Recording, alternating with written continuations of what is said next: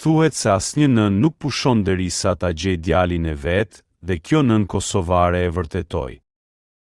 6 muaj pas luftës, ajo ende kërkonte varin e djalit, çdo ditë, çdo kodër, çdo rënoj.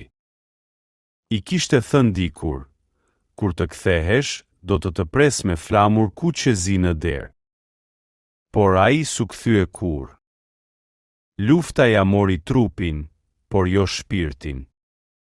Me një shami të bardhë në kokë dhe një copë flamuri në xhep, ajo udhëtonte nga një fshat në tjetrin, duke pyetur njerëzit, duke hapur vare të panjohura, vetëm për të gjetur një shenjë.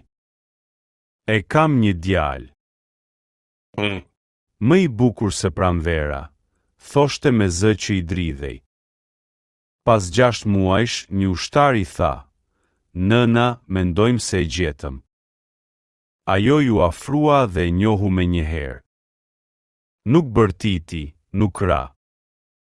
Vetëm uli kokën, mori flamurin nga xhepi dhe e vendosi mbi varin e tij. Tani mund të prehesh, biri im. Flamurin që se mbajte dot në dorë, po ta mbaj unë në zemër, tha. Pastaj u kthye në shtëpi, e vetme, por e qetë. Në derë e vari një copë tjetër flamuri dhe çdo mëngjes i fliste. Sot, biri im, Kosova është e lirë. Dhe ti e gjallë në çdo valë të këtij flamuri.